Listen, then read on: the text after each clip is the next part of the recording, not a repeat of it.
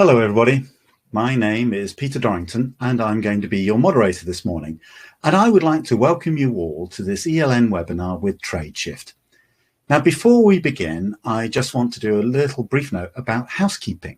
So as you can see, this is a webinar, so you do not need to worry about being on camera or being on mute.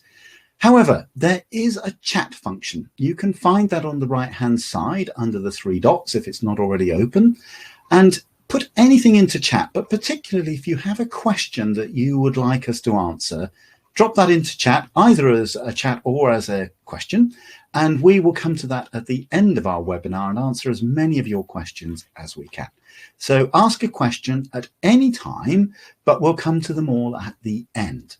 Now, this webinar is being recorded, so we will make it available to you in a few days' time.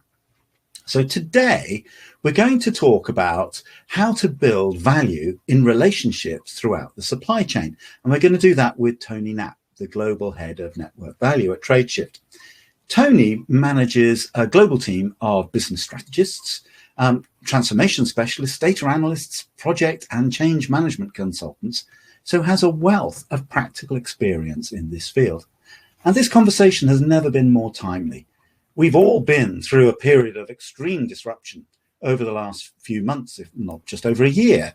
And some of that disruption is going to have long-lasting impact. But it's also shown how interconnected we all are and how interdependent we all are. And so the value chain has also been disrupted. Anyway, with all of that out of the way, as I say, just a quick reminder, put your questions into chat. I will be looking at chat all the time, but we'll come to them at the end. But now on to the good stuff. So now I'd like to ask Tony to tell us about TradeShift and a little bit about his experiences. And whilst he does so, I'm going to be off camera for a moment. Thank you very much, Peter. So I'm just going to start the presentation here. Good. Okay. Thanks very much. As Peter says, I'm currently with TradeShift. I've been with TradeShift about 6 years, and I'm heading up a global team of strategists. So one of the things that we do is we always look for using data and looking for a win-win type strategy when we're introducing a change management process and digital transformation projects to the supply chain in order to make sure that we get the maximum adoption and the minimum disruption and the maximum benefit for the supply chain overall. So one of the things that we've seen is if you change the optic, if you try and consider all the members of the supply chain when you're considering a supply chain transformation project, you're definitely going to see much better results than if you just consider your own perspective in this. We can see that already within the supply chain, there is a sense that the power imbalance is often skewed very much towards the buyer in the supply chain. The survey here says 40% of all buyer-supplier collaborations fail due to lack of trust. We also did our own survey recently where a third of suppliers said that their buyers were difficult to work with. Now, if you add a supply chain transformation project into the mix, which is perceived to be something which is only a benefit to one side of the equation, then we're going to have add additional friction into the supply chain. So the idea is that we should ask ourselves a number of key questions when we're considering how we're going to frame a supply chain transformation project. So, for example, what do the suppliers care about? What are the things that are keeping them awake at night? What are the things that they would consider to be important? Can we frame this transformation project, which is obviously going to hopefully benefit you as a buyer, but also we need to consider how it will benefit the supplier as well.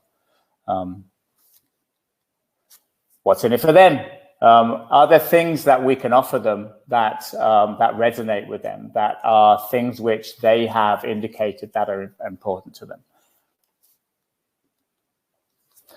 What are we asking the supplier to do differently? I mean, are there any barriers we might create, additional barriers other than the digital transformation project, which in itself is potentially something which can cause friction and may be seen to be a burden to the supplier? What else are we asking to do differently?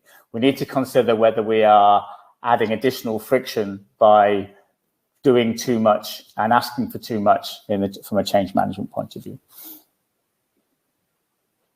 Can we release in stages? Again, we have a vision about, if you as a buyer would have a vision of what you want to achieve out of this digital transformation project, how you're going to digitalize the supply chain, for example. But are there ways that we can do it incrementally? Are there ways that we can do it in such a way that it doesn't seem to be so intimidating, which could impact adoption rates if we make it seem too much of an insurmountable obstacle for them to join you on that digital journey? And then finally, a key question is, okay, who does the supplier trust in your organization? Are there key people within your organization who they will turn to when they're trying to validate and understand their part to play in a digital transformation project? These are all key questions that one should be asking when you're planning and executing on such a project. Okay, so firstly, what do suppliers care about? It may be very different for your supplier base, but generally, these are some of the things that we see when we are reaching out to suppliers. That suppliers spend a lot of time chasing.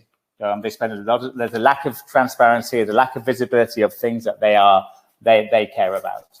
They spend up to an hour and a half a day chasing you as a customer, finding out whether they've received their invoice, whether it's been approved, when they're going to be paid. And these are also this is something that they are concerned about. Conversely, it's also the other side of the same coin for an AP department, for example.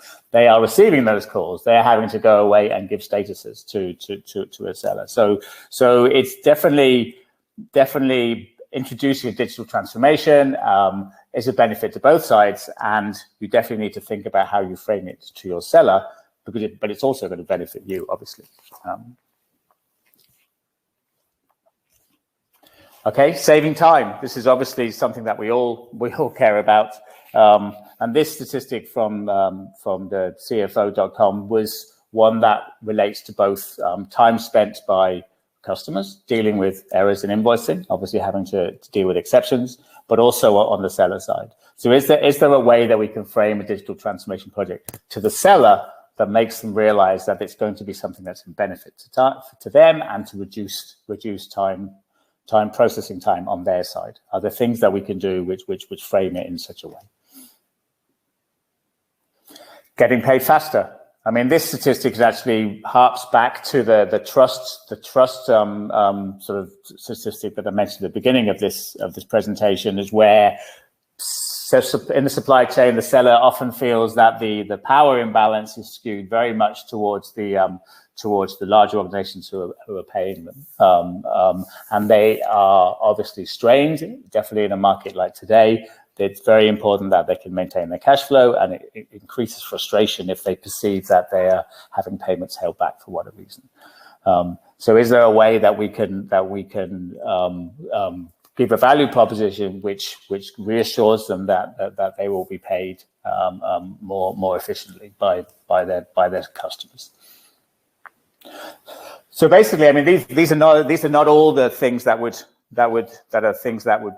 be of consideration for a supply chain, for your suppliers.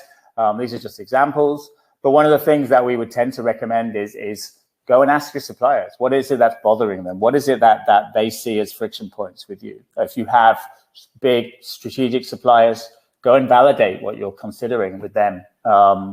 It's a way of sort of increasing that trust. You see them as a collaborative partner, and you may find different things other than this that in your particular supply chain are causing them problems.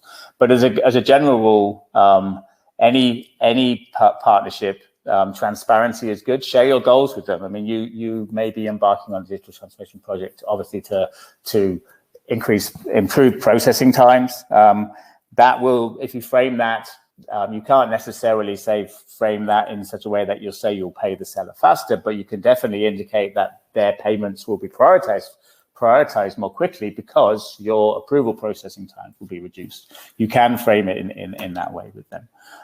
Show them how they will save time. If this is one of their considerations, choose a solution which you can then indicate and illustrate to them that they will be benefiting from the introduction of a digital transformation project, which is being driven by you, but will also have benefits to them. And the getting paid faster, that's always a win-win. So as I mentioned, you may not be able to guarantee they'll be paid any quicker, but you can, if you don't have that cash position, if that's not something that's one of your reasons for doing the digital transformation, but you can certainly frame it in such a way as that you will be prioritizing payments that are processed more quickly. And early payments, again, it's not if you are in a position to do so because of your own cash position, early payments are a great way of sort of adding value to a digital transformation project from your side to a seller, because they're definitely something they are concerned about, especially in today's strained market. If you can't do it, if you don't have the available cash position to do so yourselves with a dynamic discounting program, then maybe you can do so by using a provider who can help finance the invoice early payment program themselves. So, what's in it for them? I mean, there are a few things I've indicated in the previous slides that potentially would be a benefit to sellers, but there are other things as well which you potentially could consider offering your sellers. Is there a way that you can give the supplier some value without asking too much in return? That's a great way of increasing that trust relationship. It is a digital transformation project. There are going to be expectations about using such platforms not to digitalize, but is there something you can give them at outset where they see some benefits from day one? For example, we have within TradeShift, I won't go on, this is not a sales presentation, but we identified that some of the key things that the seller was complaining about was transparency. So we actually built a product where before we even ask the seller to do anything, all we ask them to do is go and view invoices that are given to us by the customer. They're invoices that were sent to the customer outside TradeShift, historic invoices that are still open. We load them to the platform, into a dashboard. That's all we ask the seller to do. Log in, you can see the status, you can see where you need to get paid, you can see what the approval status is, and that's it. And then later on, we potentially will be inviting them to do other things on the platform. So send their invoices, get engaged in a full procure to pay order flow on the platform. But initially, it's just something that gives them something at outset, and then that makes the later conversations much, much easier. And that's something you should consider if you can you start off by offering something before you start asking for something in return. And is there a way of offering commercial opportunities? Is there a way of showing the seller that there is commercial value for them engaging in a digital transformation project? For example, if you are engaging on a P2P project where you want the seller to load content and because you want to control your spend, then would that mean that you're able to put those sellers on a preferred supplier list? And then they would know there's a higher likelihood that you will continue to do business with them and prioritize them over other suppliers. So that's one thing you should consider. Is it an open network? Are there other opportunities for the seller by joining you in your digital transformation journey, which they can benefit from directly? So again, TradeShift has an open network. So if they join TradeShift, they can actually do business, make their products available in this open network for other customers to take advantage of, and other transactional processes can take place on the TradeShift platform other than with you. So there's a win-win situation there. You will have them engaged because you need them to join you on your digital transformation journey, but they can also use TradeShift for other things. And also, are there other things that they can benefit from? So for example, we have an app platform in TradeShift. So they join TradeShift at the invitation of you, but they can also we have a whole app infrastructure, which means that there are things which can save them money. For example, we have rebate apps which are built by third parties. We have sort of supply chain compliance apps. We have different extensions which can make their processing times more efficient separately from any transactional activity they do with you as part of your digital transformation project. And also we have a marketplace. So if they're joining you on a procurement project, where you're inviting them to become one of the suppliers who you do business via the TradeShift platform. Then they can also make their products available on an open marketplace where other customers can go and buy from them.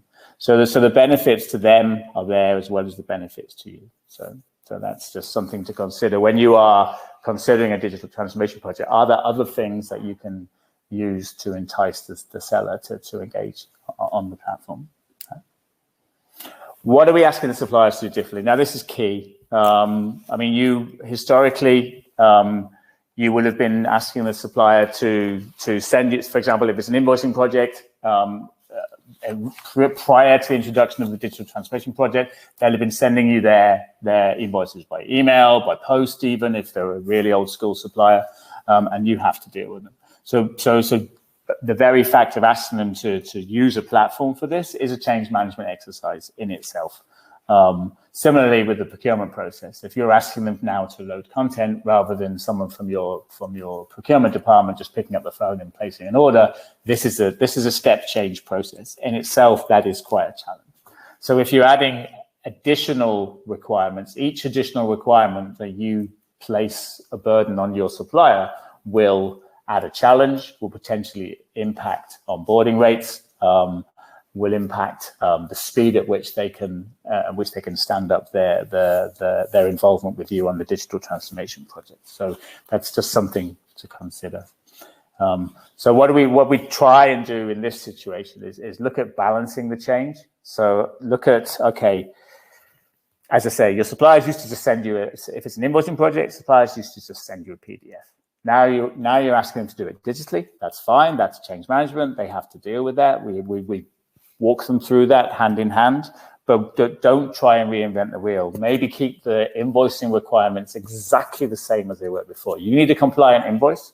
You're going to benefit because the platform will validate that invoice before you receive it, but don't make it more difficult. Don't ask them to do any more development on their side in order to achieve new things that you want to do.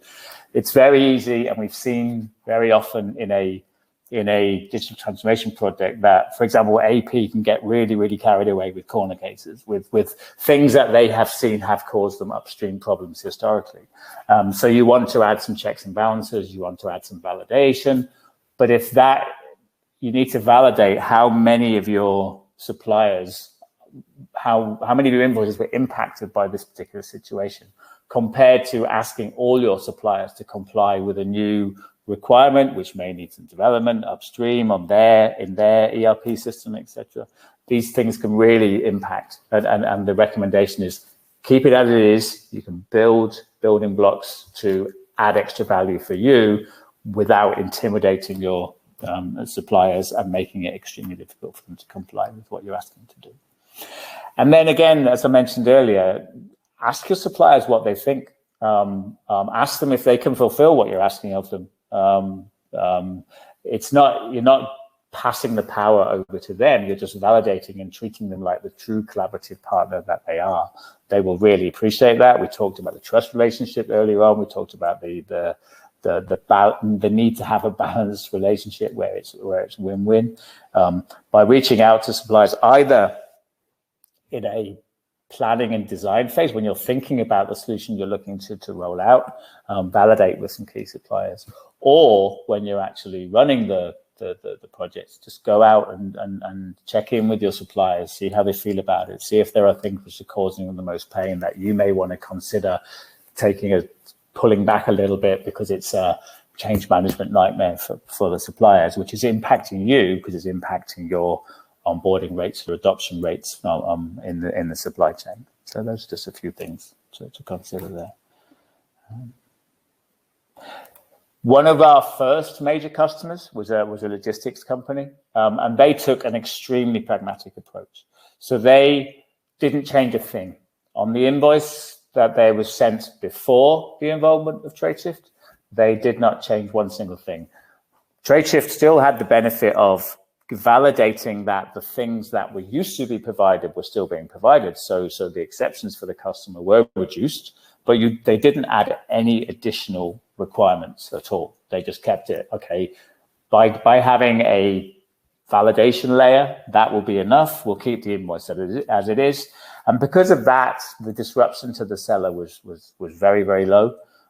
They were able to adopt the platform extremely quickly, and now we have over 12,000 suppliers on the platform.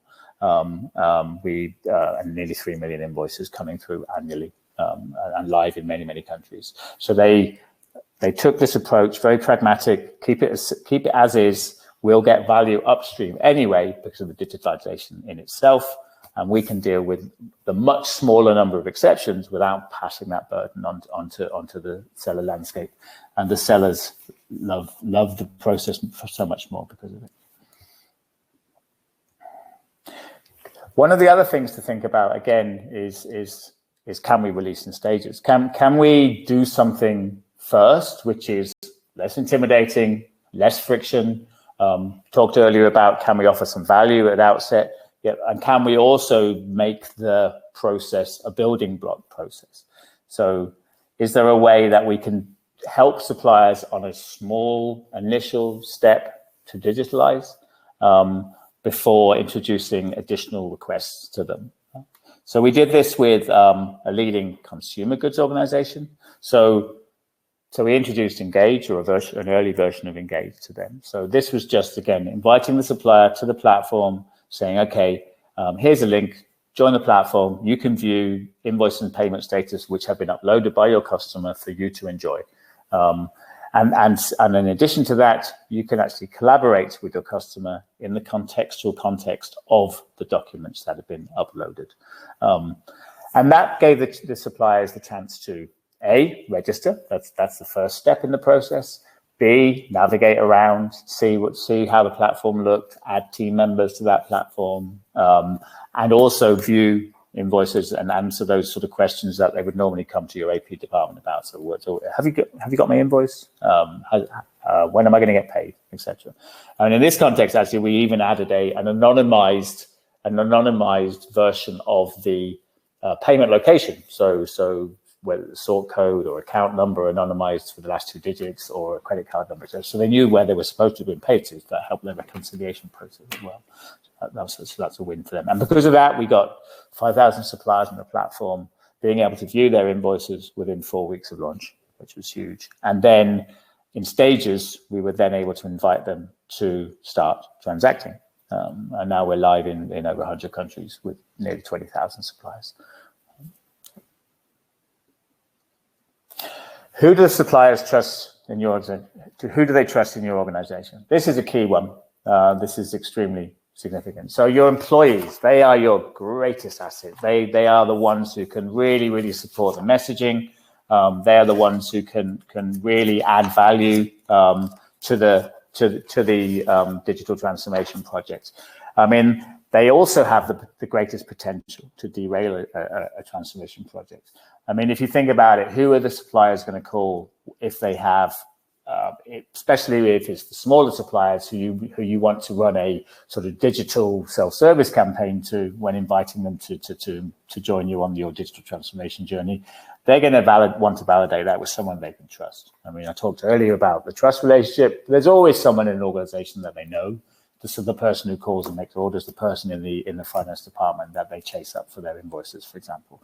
So making sure that your employees are fully aligned on the scope, the vision, the messaging, etc. of the digital transformation project, what their skin in the game is very, very significant. Because if the supplier gets the wrong message from someone they trust, it's very difficult to bring them back into the fold and have them a happy adopter of the solution that you are embarking on with them.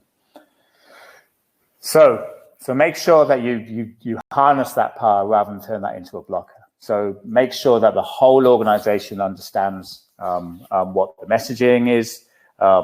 Make sure that they are aligned. Find out where your sellers have touch points in the organization. There's the obvious ones like procurement, like the finance, but there may be other areas of the organization where they also have some relationships. So make sure that all the internal teams know exactly what is happening, when it's happening. We'll come to that a little bit in a minute. But but make sure that they're fully aligned. Otherwise, they can derail it, and conversely, they can really help support the messaging and the strategy and vision that you have when you're embarking on such a project. C-level support is really important. There's nothing better than having a custom message from or a personalized message from a CFO or a CPO. Again, when you're then reaching out to a seller directly, if they know this has endorsement from the highest level organization, that just gives them a clear picture of how important this is to your organization. And again, framing it in ways that resonate with a seller is definitely one that can help with them. Press releases, again, what would you do if you received a digital communication from a company that you hadn't necessarily heard much about and didn't know if they were associated with your supply chain partner, you as a customer? Then one of the instinctive things could be for a supplier to go and look on Google and see if, okay, is this legit? And in that situation, then having done a press release which talks about the collaborative relationship of embarking on a digital transformation project with provider A and you as a customer, that will again help to legitimize the transformation project in the supplier's eyes and increase adoption. And then incentivizing. Get creative with your finance and procurement teams. Get a competition going. See how many of their trusted suppliers can they get to adopt onto the platform. Have a countdown. Make sure everyone in the organization gets really excited about the T-10, T-9. I had one customer who would put. I mean, maybe a bit overkill, but they would put posters in the bathrooms. Talk about 10 days to go live, 9 days, 8 days, and it just created some sort of excitement and some sort of shared part in the journey. And I think that's really important. I mean, one of the things you have to consider, obviously, is sort of fear. Is the FUD principle when you are looking at identifying your stakeholders and communicating to them what is happening with the digital transformation project, because they need to support the project, but you don't want to have fear, uncertainty, and doubt in your employees about the benefits to them of the digital transformation project, because otherwise they're never going to frame it in the right way to the sellers because they are concerned about it internally. So you need to get everyone online, and there are a few ways you can do this as part of a internal change management analysis. I mean, you look, obviously finance leadership is an important audience for this. You need to be able to align with them on what the goals are, provide them with status updates, make them to understand the progress of the project, what any operational processes will be, what the benefits to the team are and to the overall organization, and then provide them with the information that helps support those requirements in terms of information, vision and goals, etc. Again, procurement leadership. Again, they need to understand the goals, receive updates, understand the process, be trained on that process, understand how this is going to benefit rather than threaten their teams, and that makes sure that, again, when it's being framed to the full supply chain, that they understand what the benefits are to the organization internally, but also externally. CEO needs to understand they will probably be signing off on any larger digital transformation project, as you're probably aware.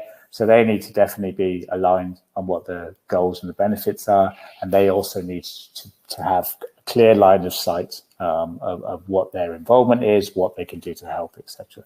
And then right down into the micro level, the suppliers will come to supplier-facing teams, as I say, the trusted people they know in the organization. So how will they benefit? What's the benefits to them? So they need to know what's changing for them without having them think it's a threat to their livelihoods. That's extremely important. And so then they can support that. So you need a vision statement for sure. A vision statement, that's one that is an internal vision statement, and also a version which is externally facing for you to sellers. I talked a lot earlier about the whole about the whole framing. There are things which your supplier base may be different from what I showed you, may be concerned about and may see as a benefit to them. So validate that, and then have a vision statement which articulates that's part of your digital transformation. So one for your internal team, and one that can be externally facing as well. Training. There are things which may need to be, there are skills and things which internal teams may need to learn, including any processes related specifically to the digital transformation project. So those are there are onboarding processes which they may need to understand. They may need to understand what their involvement is. They may need to be retrained. They may need to have some new task put into their job description and have them take some ownership of what may be a new process to them. So they definitely need to consider who and what needs to be, what upskill requirements there might be. The incentive, the framing as well, you need to consider, okay, make sure it doesn't create fear, uncertainty and doubt. Make sure they see it as a benefit. And then they can also communicate the benefits to the suppliers if they're reached out to. So make sure it's positively framed internally, and then that will help with the external change management as well. Resources, there's a lot going on. Make sure that you are, this is change management 101, but make sure you are updating all your materials to incorporate any changes to process, any changes to information, make sure there's lots of visibility about what's going on. Often things which can also then be shared with suppliers if they're coming to you directly. And then an action plan, make sure everybody knows what's happening, when it's happening, and how they can respond to queries if they come up. So, okay, so just some key takeaways before we move on to any questions that people may have. So consider the benefits of the supplier in all communication. So there are benefits that that you have upstream. Try and think of framing everything if possible in a way that will resonate with your supplier base. That's either by pre-validating or pivoting if things aren't working. And organizations like TradeShift can help you with that framing for sure. Offer suppliers something early. If the whole trust relationship we talked about earlier, that's definitely something. If you're giving them something and not asking for much in return, and they see the benefits of that, then that will make some of the other transformation discussions you have with them later on much easier to have, because you've not just put your fist down and said, okay, you must do this because we need you to do it. It's a way of building that trust and increasing adoption.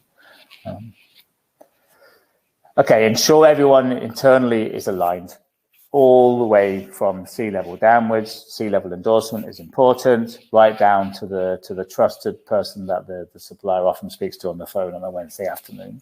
Make sure they're aligned, they understand the vision. The vision is embedded. They're not seeing it as a fear, uncertainty, and doubt situation. They can articulate the benefits. They know what role they have to play and what important role they have to play in this. Make sure that is clearly, there is clear alignment internally, because they can really add value, but they can also really kill the project. And then, just all the way through your planning and design, make sure that you are validating the supplier experience. You have a clear vision of what you want to achieve. You've got a great business case, but that will not be achieved if the other part of your supply chain is not coming along for the ride. So you just really need to consider, okay, well, what will they get out of it, or what can we frame that they will get out of it in order to give them some sense that they're getting some value. And avoid corner cases. You may think it's a very important thing because your AP department's told you it's really, really important to get this thing sorted out because 2 years ago I spent 3 weeks on this and it was awful. But is it really important enough to impact all your sellers, for example, by adding an extra barrier to their ability to comply with what you're asking them to do? So, all right. Okay, that was everything I had. Just to hand over to Peter and see if there are any questions that came through. Thank you, Tony. And there have indeed been some questions. So I just want to remind everybody, please ask your questions in chat. I know some of you already have. We're going to get to those in a moment, but we will try to answer as many questions as we possibly can. Now, before I come to the chat questions, Tony, there's a question I've got, and it's this. Yeah, obviously over the last year or so, and maybe for some time into the future, cash has been a bit tight for many organizations. Yeah. In your experience, what makes a good business case for transformation in this area, and which stakeholders or contributors would you involve? Yeah, so the cash question is something that we actually brought front and center to our onboarding campaigns when there was business continuity challenges when the crisis first hit. So you definitely need to get treasury involved, AP involved, and finance involved to get sign off. But we brought it front and center of our messaging. We gave the supplier options. We gave the customer options in terms of our strategy. But it was definitely something that resonated with our suppliers when the tsunami of the Corona crisis hit. Definitely there were major concerns about cash flow, and people definitely, it resonated that there were opportunities to get paid early, and you just getting alignment from those key treasury, AP, and finance internal stakeholders was definitely something that we did quickly and got good results because of it. Yeah. Great. Thank you very much, Tony. So I'm going to go to the first of our questions. I'm going to ask these in chronological order. So just to remind everybody, pop a question into chat and we will answer it here. So our first question is this, and it's from Sarah. So Sarah asks, how do we match payments received to invoices on TradeShift, and can we see payments made on the platform? Yeah. Okay. So payments approval flow will feed into TradeShift, so that the seller will see when a payment has been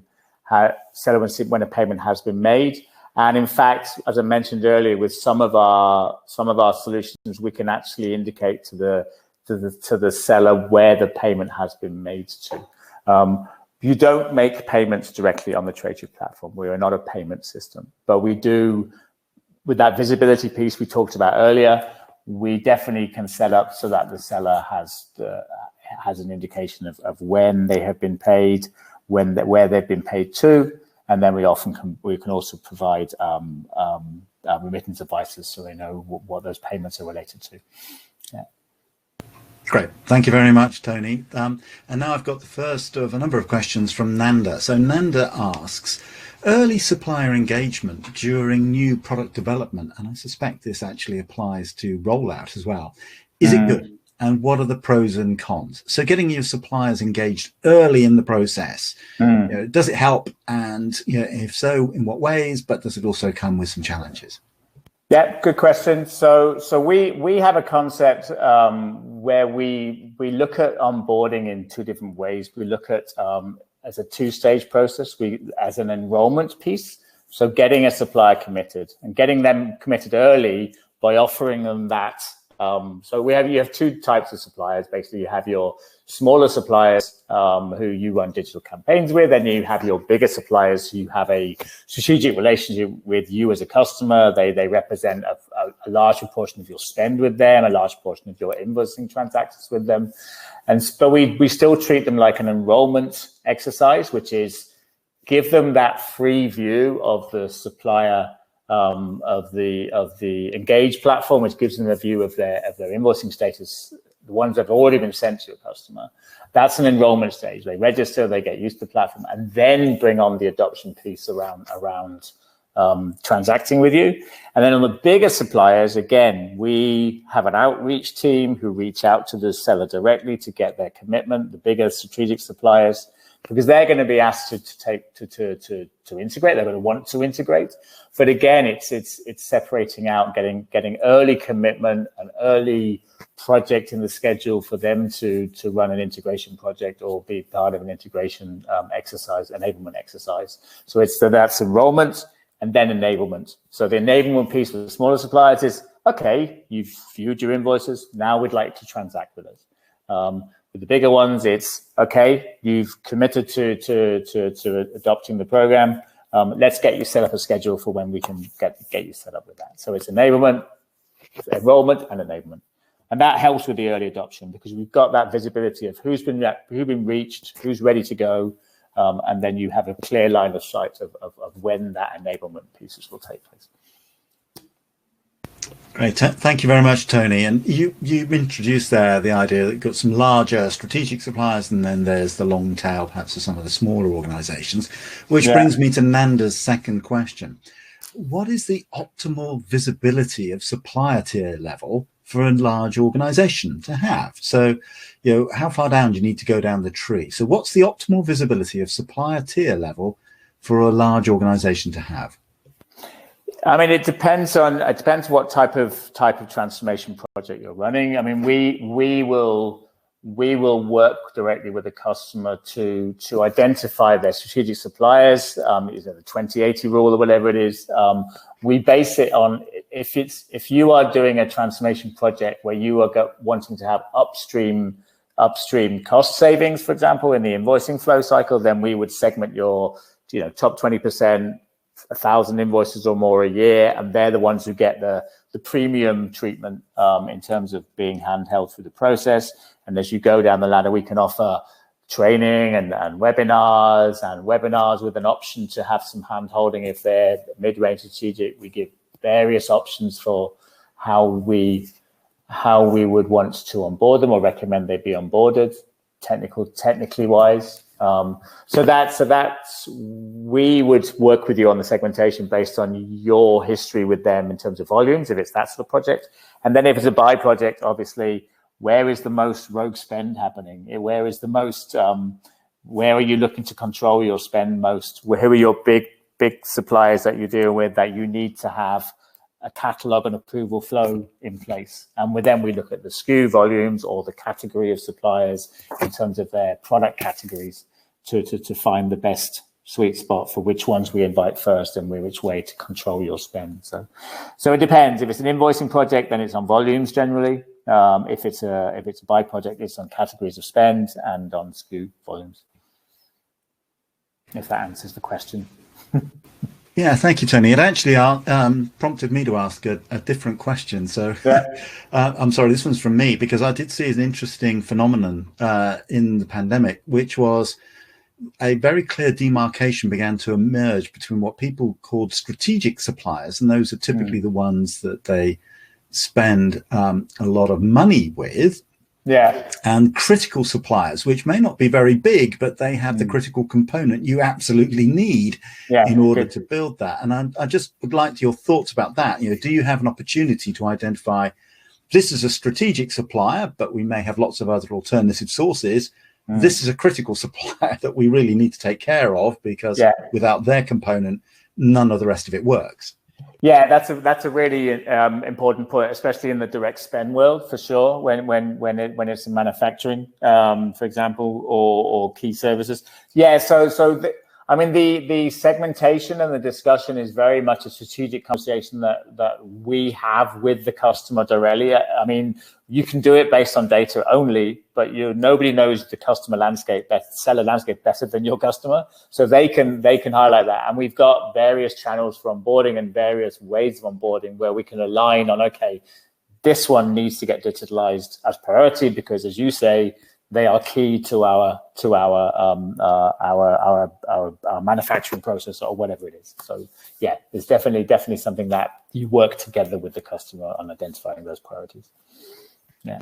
Great, thank you. I'm sure I'm going to come back to that in a moment. But before I do, I want to go to Nanda's third question, which was in reference to the app you presented earlier.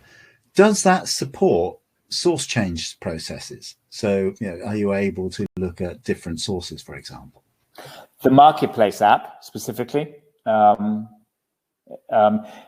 is, sorry, maybe Nanda's answering now, but the marketplace app specifically, you can have an open marketplace or a closed marketplace. You can do request for quote. I'm not the expert on marketplace, and maybe we should take that question further afterwards depending on which app we're talking about. We have an app infrastructure, which has lots of apps in it. We have the marketplace, which has lots of functionality.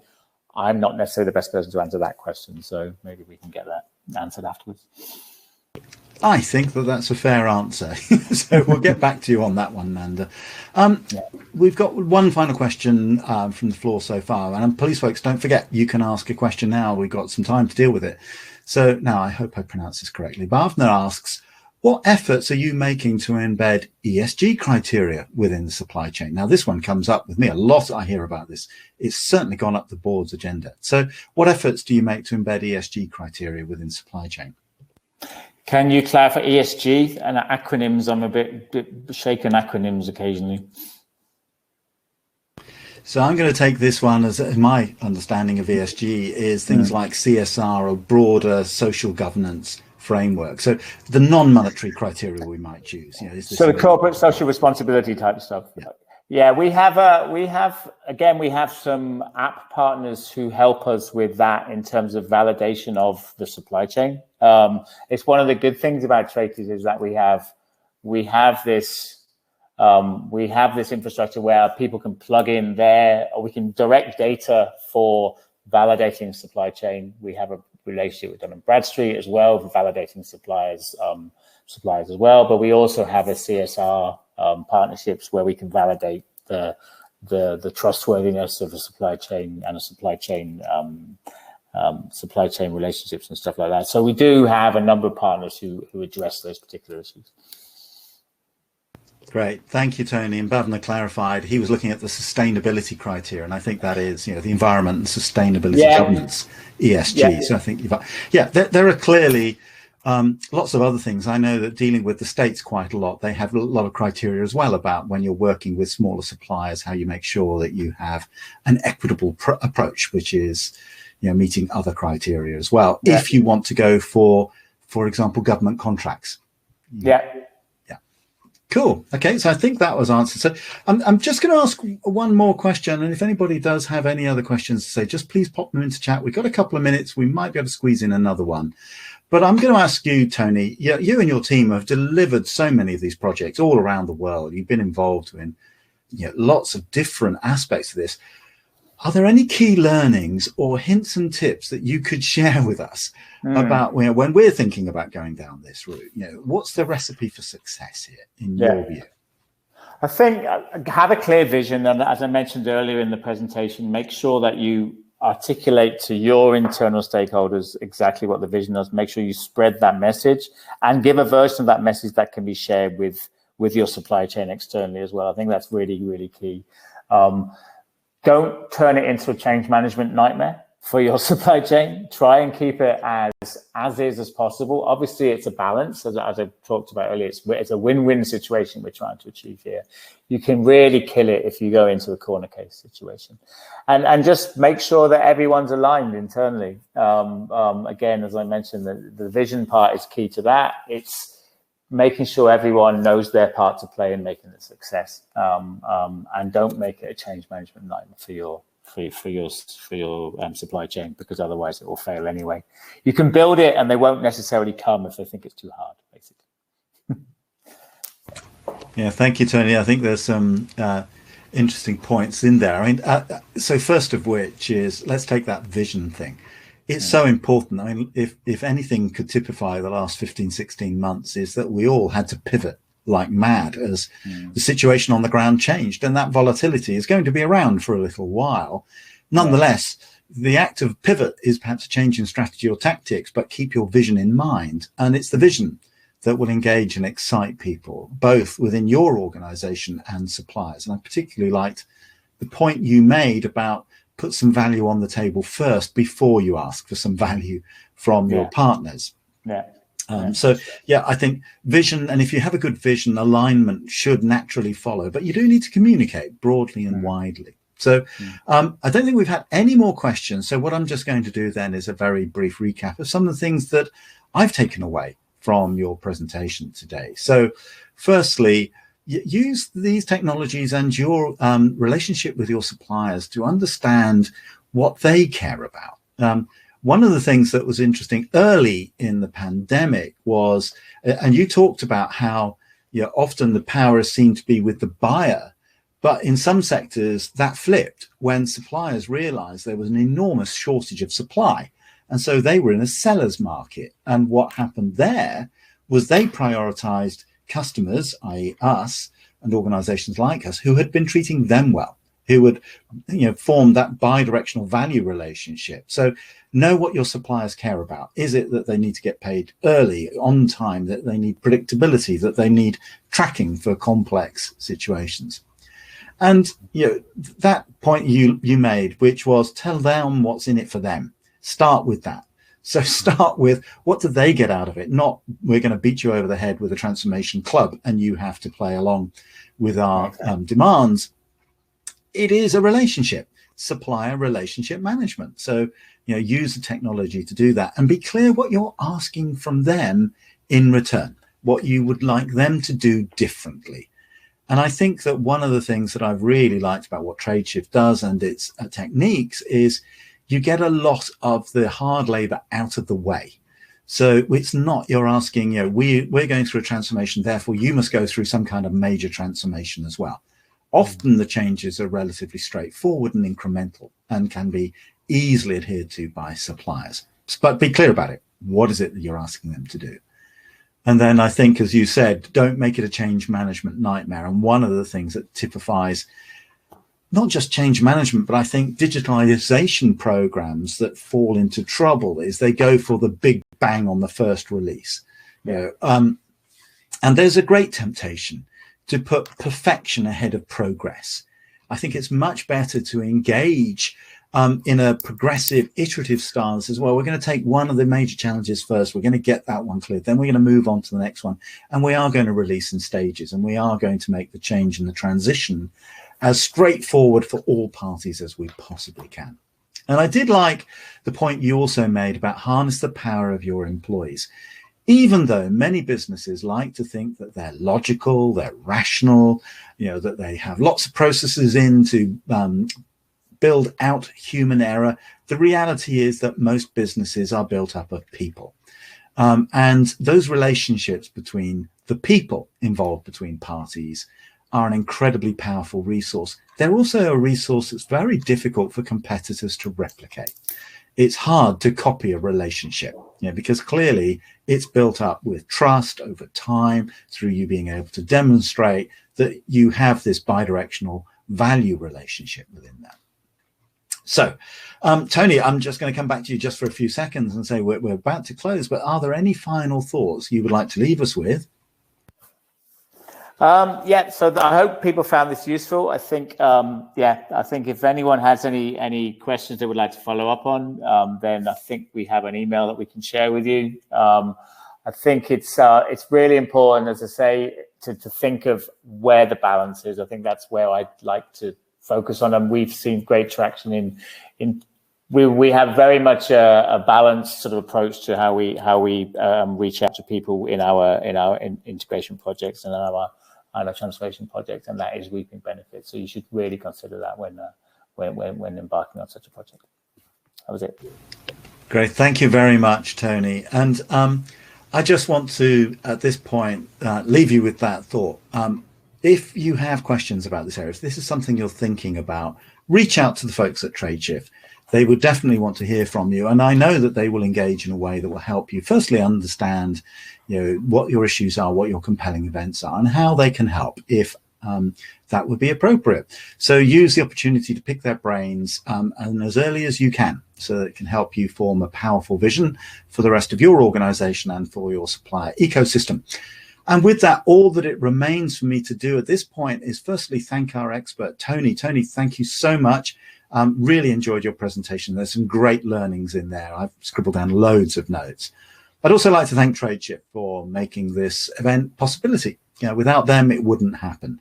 And ELN for the logistics and their support. They've been in the background all the way through this, helping all of us make this webinar work. But finally, what I'd like to do is thank you. Thank you for listening in, for paying attention, and for asking your questions. And with that, all I need to do is say thank you very much and goodbye. Thank you. Bye-bye. Thanks, everyone.